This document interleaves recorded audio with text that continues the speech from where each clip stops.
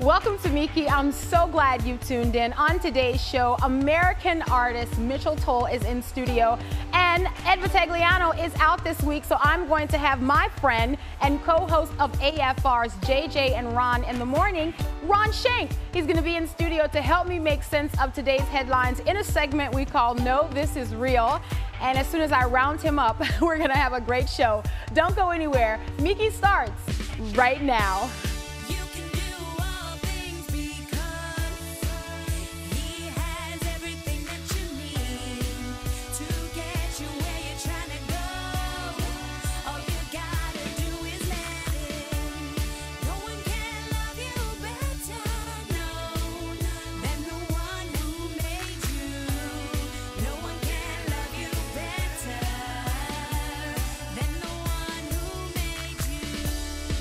Welcome to Meeke. Thank you so much for tuning in. I'm excited that we're going to have American artist Mitchell Toll in studio. He's going to unveil his latest work and tell you how you can get it so you can hang it in your home. And, you know, I have to say, Ed Vitagliano is out of town. Usually he fleshes out headlines with me. No, This Is Real is our segment. But I have brought in the co-host of American Family Radio's morning show, the half of JJ and Ron in the morning, Mr. Ron Shank. Thank you so much for being here. Good to be here. I am so excited. Now, what I have to tell our viewers is that I've been trying to get you in here for a while because you're just, and I don't want to put any pressure on you. Well, once we needed you to come in here, but we've been throwing it out and you've just kind of been like, you know, busy. We understand. The Meeke show's not really, guy.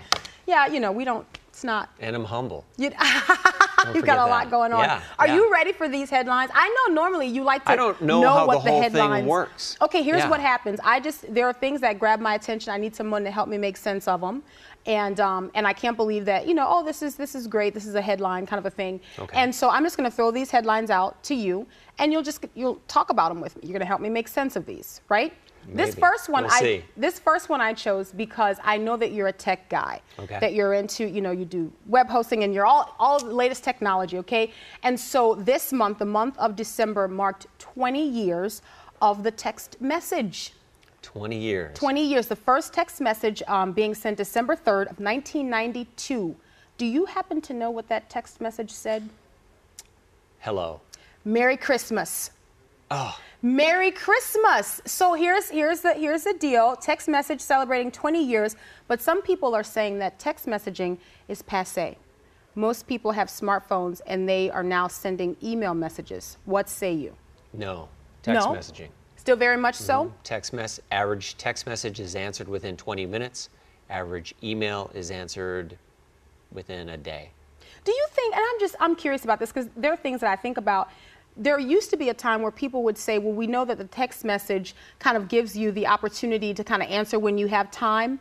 But do you feel like the pressure has kind of increased and stepped up more so than if it were a phone where someone left a voicemail? Sure. Because a text message, you think, you can answer me even if you're in a place where you can't talk. Yeah, yeah. I mean, if you don't answer your phone, what happens? Boop, bing. Yeah. You get it. And that's exactly what my phone sounds like. Beep, bing. Yeah, yeah. You get a text message. And then if you don't answer your text message, then somebody pulls you over. You know, there's a warrant or something issued, and the highway patrol, an APB is issued. Yeah. And then, you know, it's like, why aren't you answering your text message? Well, because I'm driving.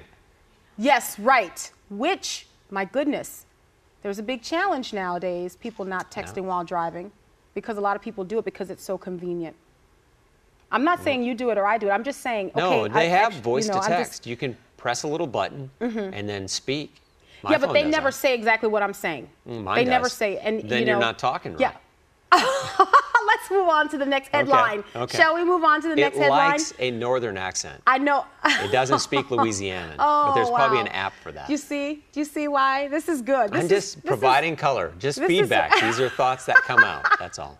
No pun intended. Here we go. So I know how much you like the Royals, and I know how much back in 2011 you paid attention to Kate and Prince William getting married, and you loved it so much. You and your wife, Joni, had this conversation. If I didn't go to the grocery store, I wouldn't even know her name is Kate. And so because I know you love them so much, I wanted to let you know that the Duchess of Cambridge is expecting now. Did you know that? There is a new heir on the way. I did happen to hear about that. Okay, there's a new heir to the British throne. Here is something that is unbelievable. 2 disc jockeys out of Australia disguised their voice and prank called the hospital that she's at right now because she's having severe morning sickness.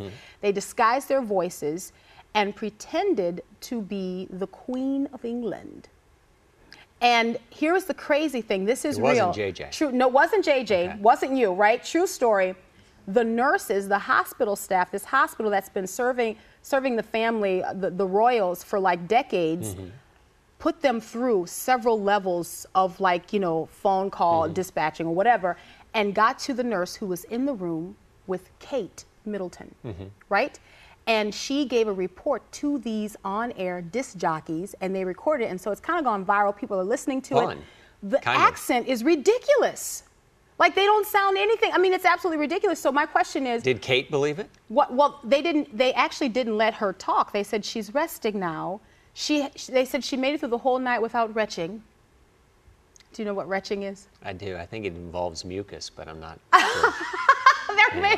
There may be some mucus or something like that. But anyway, don't you find that like kind of unbelievable that these 2 Australian disc jockeys just kind of goofing around were able to call and get official information about the Duchess of Cambridge? I've heard of DJs doing that before.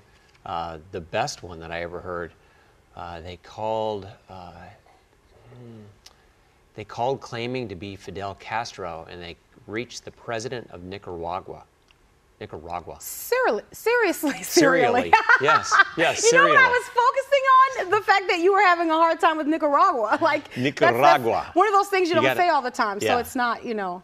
Anyway, you can't call on it. So anyway, I just thought this was really fascinating, and it made me think, you know, there is still hope for us who love a good, you know, prank call. I used to do prank calls back before it was illegal. Well, I used to do prank calls back before Star 69. No. I mean, on the radio. I had a morning show in Arkansas. Oh, you mean officially you did. And I called a gynecologist and told them I was very pregnant and wanted to know if I could get instructions. I was having difficulty affording the entire bill and this was before insurance, and I didn't have significant insurance, and what would it cost me and some other things. To deliver the baby at home? I said, so maybe I could call you over the phone and disguise myself as a woman, and they fell for it for a long time. I mean, I went on hold and on hold.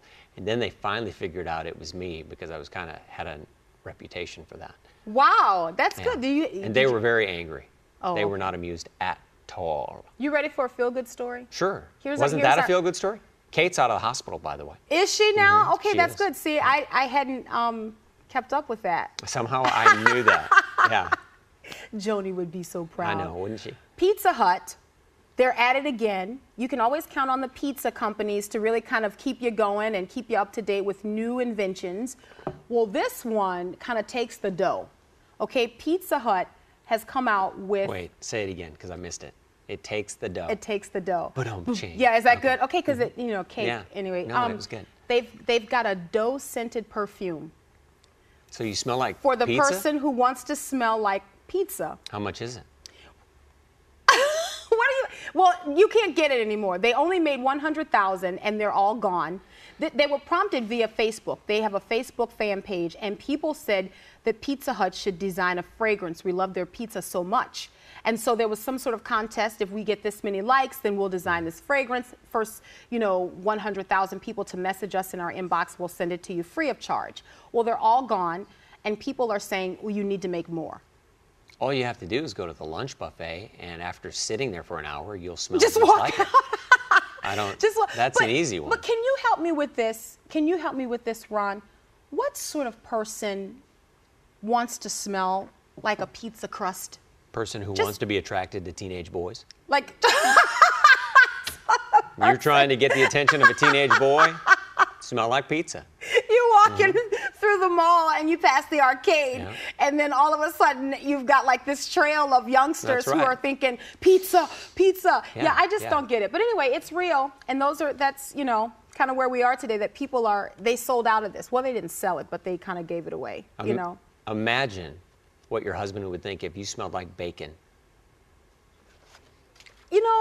Moving on? Let's just move on. Because, there are some people who kind of think that might be kind of cool to actually Why? Smell like a good slab of bacon. How many men go, ooh, ooh, you smell like flowers. People Yay. people who love bacon are going, man, I'd buy that. Hey, Yeah. coming up in a little bit, thank you so much for being here, Ron Shank. That was it? Yeah, that was Oh, it. that You're was done. fairly painless. Yeah, it was painless. You were Fairly. so tense. We'll be right back. We'll be right back. After we come back, Mitchell Toll will be in studio with me, and we are going to look at his first, his unveil. I can't even focus. We're just going to have to take a break and come back. Thank you so much, Ron Shank. You're welcome. This is a story of my life, and I think the painting is a portrait of us all. My dad was my inspiration. He was an artist on the inside who never was allowed to express that because he had to work at a sawmill and work at a shoe factory. But he was a musician and a storyteller and a singer, and he did that drawing that kind of launched me into this strange, mysterious world of making pictures.